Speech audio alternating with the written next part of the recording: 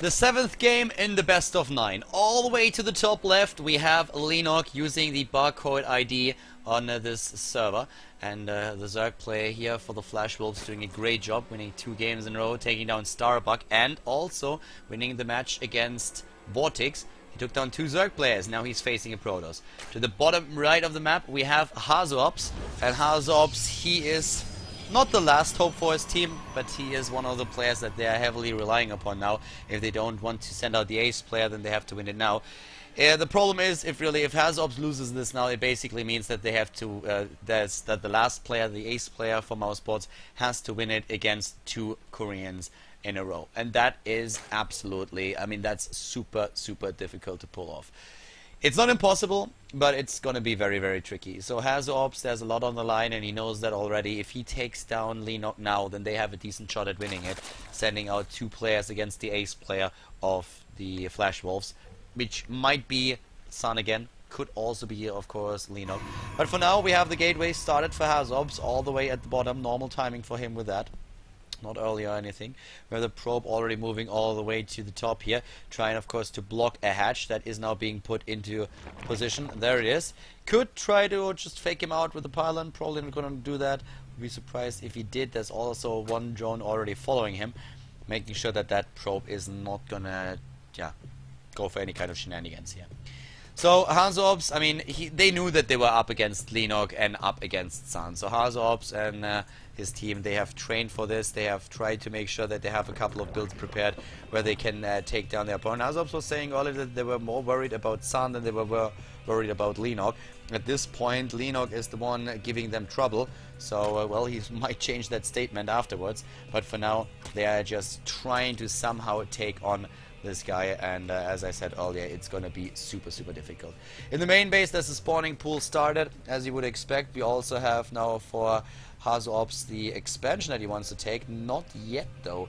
We actually see the Overlord here just trying to find out what exactly is happening, and the Overlord sees that as well.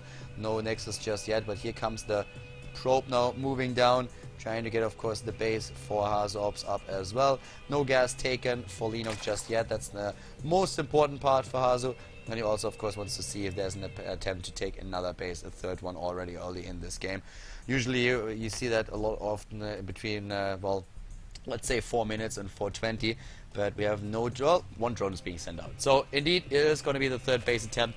We have HasuObs with the mothership core. We see for him as well the Nexus now started all the way to the bottom right. And it's the battle between the harvesters with a block of a pylon. Pylon is blocking that expansion a bit longer. And we have for the Zerg player, of course, now the Zerglings that will be able to deal with that and just push not only the pylon back, maybe even force the cancel. He might actually just cancel that before it happens. And yes, there it is. Cancel is there. Could put another one into position if he wants to. As soon as the Zerglings appear, that will buy him a bit more time. But the links are already there, and the probe is just like running away and saying like, alright, I got the message. I probably should move out there. Nice jukes! Apparently HasuObs has nothing else to do because this probe is going to die. This probe is not going to survive, I'm sorry. Only 5 hit points, and you all know what that means. It's gonna be that nice little explosion that you see there. That puff of space smoke that we see there. Another 2 gateways, a gateway and a forge are being built, so it's going to be a forge for him as a Nexus in position 2. Harvesters for Leenock, nothing else, just droning it up. We have 4 Zerglings, that's all that he has. The Overlord is scouting everything that's happening in the main base, so he also knows that there's currently no Chrono Boost here, that there's no Warp Gate ready, that there's only Forge and Gateway, there's no double gateway, there's no 4th gateway. No aggression that he has to be afraid of. He needs to be just careful that he doesn't miss anything that HasuObs does. But if he keeps the scouting up like this, then he should be in a very good position against what's going on. We have now the Stargate started, and HasuObs tech is not revealed to the Zerg player. Doesn't know about what's going on, but he suspects it, and that's why we have Spore Crawlers now built at the mineral line in the main base, and also the mineral line at the natural, as you can see there. So double Spore Crawler for him, plus 1 attack upgrade has been started too. 3rd base completed for Leenock, so 3 base Zerg player with another Spore Crawler building, even before HasuObs has his own Stargate completed. The harvester count is in favor of Leenock, as you can see, with 43 against 34. This early in the game, not really a surprise. Zerglings scouting everywhere. There's a proxy Stargate. Apparently he was not quite sure if HasuObs might have used another probe on the minimap to simply scout, but the Overlord sees in the end that there is indeed a Stargate in the main base with an Oracle being produced. The Overlord has to pay for that information with its life. It's gladly to surrender its life for Kerrigan. But yeah, double Queen now, also at the third base. And Leenock is most likely not going to lose too much to an Oracle here, because Queens are in decent positions. We have the Spore Crawler as well, didn't skip on that. We have Illusion Chambers being built in the main base now for the double upgrades, whereas HasuObs is of course relying on his Chrono Boost and the Forge to get his own upgrades out. Oracle is not even moving cross-map now. And apparently, HasuObs is not getting too much else out of that Stargate just yet. We have more Zerglings for Leenock, just trying to prepare for potential aggression of his opponent. The +1/+1 started. Could see Ultralists in the late game here. Definitely a tech that a lot of Zerg players will prefer on this map. But yeah, let's check that out. We have, well, right now actually we have like more and more harvesters just built for Leenock, and he's not afraid of this Oracle at all, like not at all. We currently see the Zerglings moving in all the way at the bottom here, and yeah, they have to retreat because that's not going to happen against the force field.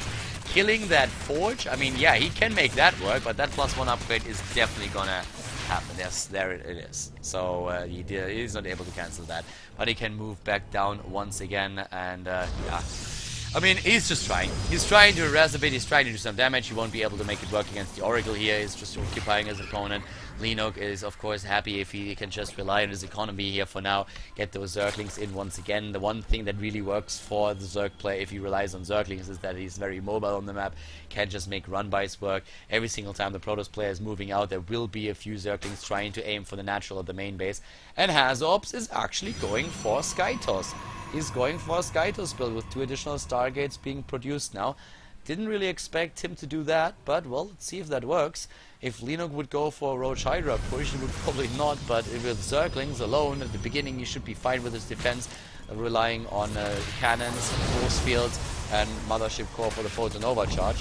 So the Lings are still trying to damage the wall, but yeah, Leenock can't do anything about this. He's going into the Spire now instead. And if he commits, this is a pretty good Mutalisk map. If he commits to Mutalisks, then HasuObs is going to have a field day. Because having 3 Stargates, you can, if you have the economy, and he certainly does have the economy, you are going to have a very, very good time against the opponent there. So, Lings it is for now, and that saves up, of course, a lot of gas, as you can see. So, Leenock could go into 10 Mutalisks easily. He could go into like 13, 14. Whoa! Hasu! Oh, those force fields, well, they saved the sentries for now, at least a few of them, but not even all of them. Hasu is losing quite a lot here. There are so many Zerglings. That cannon is getting a ton of kills, 9 already, but it also means that we will most likely see this Forge go down, and then well, another force field could close that gap. Force field is there. Photon Overcharge has been baited out. Double cannon all the way down here. Spire, by the way, about to be completed. He's killing even more Harvesters now. Wow, he kills quite a few. Harvester count is now 65 against 67, so not too bad for HasuObs, but he's under a lot of pressure. 17 Mutalisks are being built at the same time. 17 Mutalisks. A 4th base being built here, and HasuObs is not utilizing those Stargates yet. 19 Mutalisks. Yes, he has 3 Stargates, and that has been spotted by Leenock. And Leenock is looking at these, is like, you know what, dude? I don't give a shit. You can build a few Void Rays, like, have fun with that. If suddenly my 19 Mutalisks are in your base, good luck with building a Phoenix countdown. Good luck using those 2 Stargates when I snipe your pylon. This is just not gonna happen, and Void Rays alone are shit against Mutalisks. Lings running in again. Those boys have still not been spotted. The Zerglings are here, forcing the units to the left, and oh god, when those Mutalisks hit, HasuObs is gonna be in so much pain. The Mutalisks are moving in, the Void Ray goes down, the pylon is annihilated, another Void Ray is of course falling victim as well, and the GG is called as Leenock takes down the 3rd opponent in a row, wins it against HasuObs, takes the lead for the FlashWolves, and forces out the ace player of MouseSports.